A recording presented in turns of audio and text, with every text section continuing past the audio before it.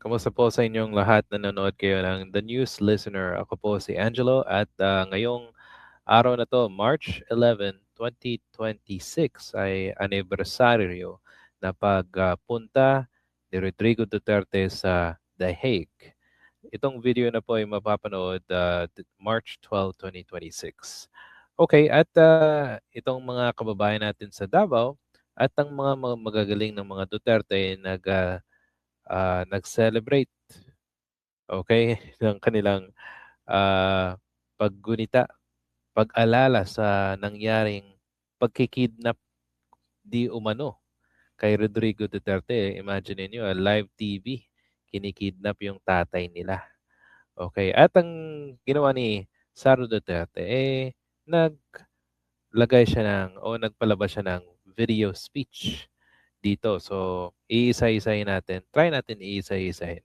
Tapos, pakita ko sa inyo guys yung ah, mass nila doon sa Davao City. Okay? At kung nagmisa sila, paano pa kaya kung napanood nila yung sinabi ni Duterte? Okay? So pakinggan natin to. Muna yung speech video ni Sara Duterte.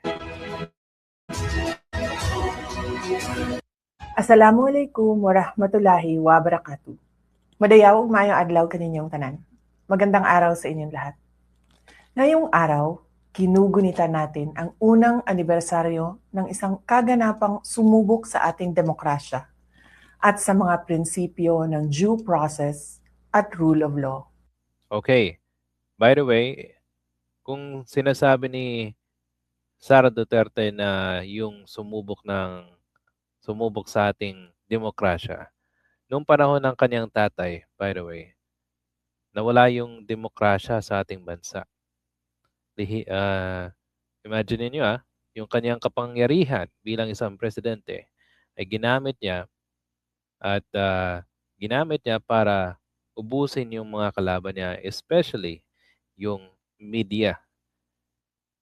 Ang pagkawala ng maraming libong-libong trabaho ng ABS-CBN at pag-aresto sa mga hindi naman dapat kailangan i-aresto ay ginawa nung panahon ni Duterte.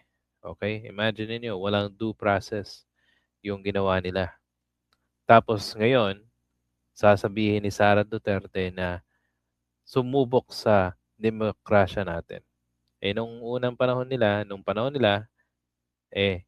ginawa nilang kababuyan. Binaboy nila yung ating demokrasya. Tapos, ngayon, hihingi kayo ng demokrasya. Diba? Oh, gaslighting eh. Sige, continue. Ang naganap na extraordinary rendition o kidnapping kay dating Pangulong Rodrigo Duterte ay isang seryosong paalala na ang batas ay hindi dapat ginagamit bilang sandata para sa politika o personal na interes.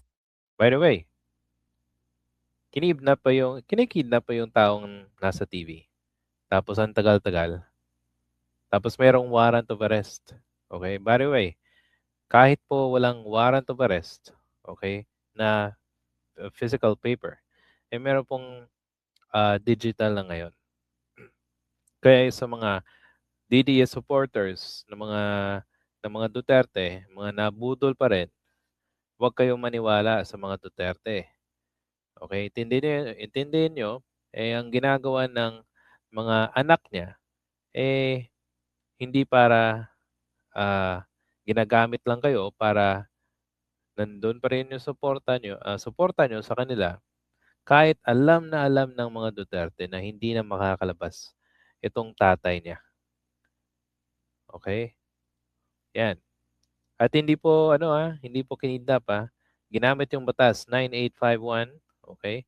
Ay kung saan si former Senator Miriam Santiago ang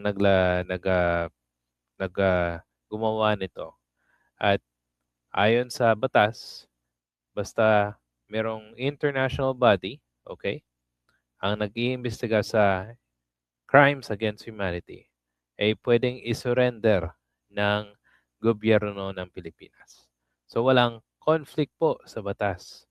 Okay, just a quick reminder naman po. O sige, continue natin.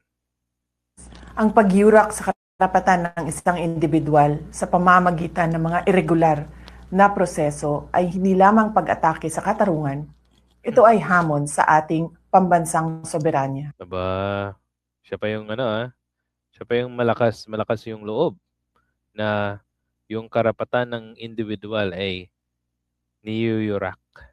Nung panahon ng tatay niya, di ba? Yan. Anong ginawa nila? Na ang daming nadamay na mga civilian dahil lang sa peking war on drugs na ginawa ng kanyang ama. Ang isang tunay na malayang bansa ay pinapatakbo ng sariling mga institusyon na malaya mula sa anumang panlabas na panghihimasok o dikta. Ang By the way po, kung sinasabi ni Sara Duterte, yung mga institusyon natin dapat po malaya, ang ginawa ng kanyang ama, kung natatanda nyo, binaboy niya yung mga institusyon. Ginamit niya yung DOJ para gipitin itong si Leila de Lima at saka si former Senator Sonny Trillanes. Di ba? Tapos gumawa pa sila ng anti-terror law. Ang daming naregtag. Di ba? So, binaboy talaga ni Duterte yung institusyon natin. Ang daming korupsyon, Senado, Kongreso, House of Representatives, naging tuta. Imbis na tuta na Duterte, imbis na meron tayong separation of powers, ay binaboy ng kanyang ama. Yan ang tandaan natin. anibersaryong ito ay isang panawagan para sa ating lahat na manatiling mapagmatyag. Kailangan manatiling malaya, tapat at matatag ang ating mga institusyon laban sa anumang pagsubok na baluktutin ang hustisya. Walang sino mang Pilipino ang dapat pagkakaitan ng Now, ang problema natin sa sinasabi niya wag daw baluktutin. Yung kanyang ginastos na confidential funds, intelligence funds, yung pondo sa DepEd, sa opisina niya doon sa mayor nung mayor siya. Okay? Anong tawag mo doon? Yun ang pagbaluktot sa proseso at hustisya. Kahit hindi natin malaman, ay ginamit niya at humingi siya ng tulong sa Korte Suprema na pinatigil yung impeachment process. Yun sana ang makakapagbigay sa atin ng hustisya para malaman na natin ng matapos na yung sinasabing pagnakaw at kung sino man yung mga tao na parang cheese girls or snacks yung pangalan, sana malaman na natin, di ba? Yan dapat ang dapat ibigay ni Sara Duterte. At wag niyang pigilin. Wag na siyang humingi ng tulong sa Korte Suprema. Gusto niya ng bloodbath nung last year, di ba? Tapos hihingi ka ng tulong. Sige, proteksyon ng ating saligang batas. Sama-sama nating itaguyod ang isang Pilipinas kung saan ang batas ay kalasag ng katarungan at ang ating soberanya ay iginagalang ng lahat. Patuloy nating ipaglaban ang dangal ng ating bansa. Mahalin natin ang Pilipinas para sa Diyos sa bayan at sa bawat pamilyang Pilipino. Syukran. Okay. Para sa Diyos, ha? Ito, balik tayo ng Dito, punta tayo sa taas. Ay kung saan nag-bring him home mass. Pero hanggang ngayon, hindi pa umuwi si Duterte. So, ang problema dito, by the way, sabi nila, yung pare dito or bishop ata tawag nila, ay isang pastor. Okay? At hindi po to sa Katoliko. Okay, guys? Now, ang problema natin dito, itong mga tao na itong pumunta sa simbahan para manalangin, para humingi ng tulong sa Panginoon, ay nakakalimutan nila kung anong sinabi ni Duterte noong presidente pa siya. Tara, magbalik tanaw tayo. Papakita ko sa inyo isang video. Sinabi niya, kung anong sinabi niya sa Diyos natin. Okay? Pakita ko sa inyo yung video. Yan. Ito ay isang pagpupulong noong, kailan to? 7 years ago. Yan. So, panoorin natin to, ha? Ang ginawa niya, kinain ni Eve. Tapos si Eve, ginising si Adam, siguro katatapos lang, kumain ka rin. So kinain ni Adam. Then malice was born. Who is this stupid God? Stupido ta. Oh, di ba? Inulit niya pa, stupido. Who is this stupid God? At sa kanyang profile, si Rodrigo Duterte po ay isang Katoliko. So, gamitin natin yung logic. Sa tingin nyo ba? O sa moral? Sa tingin nyo ba, moral ba itong sinabi ni Duterte? Alam nyo naman sagot. O, continue. Talaga itong putang akong ganun.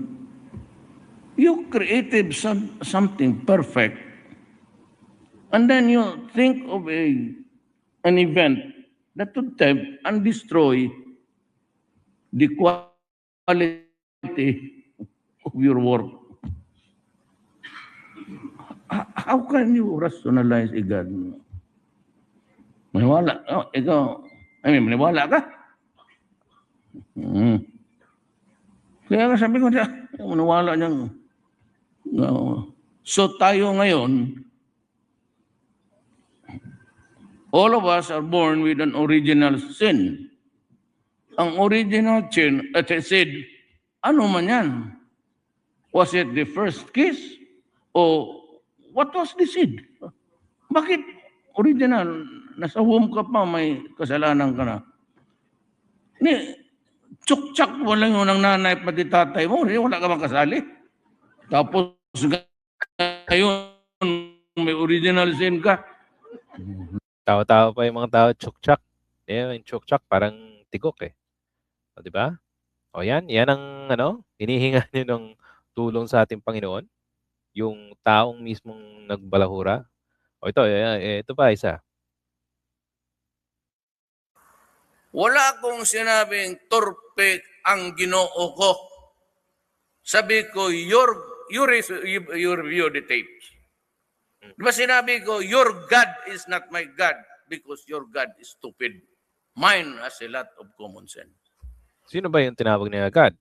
Sino ba yung kanyang Panginoon? Kung dito sinabi niya, sa dito na video ito, your God is stupid, mine has common sense. So, madami ba siyang God? Ano ba? Sino ba yung kanyang God na sinasabi niya dito? Iisa lang ang Panginoon, di ba? Tapos, sasabihin niya na stupid yung isa, tapos yung sa kanya, may common sense. Di ba? Kung iisipin mo, nasa tamang pag-iisip ba itong tao na ito? Continue. Tapos ngayon, why do you have to talk about religion? Kitang-kita niyo bang happy itong mga tao na ito? If I choose not to believe in any God, what's the fucking thing about it? It's the freedom of to choose one.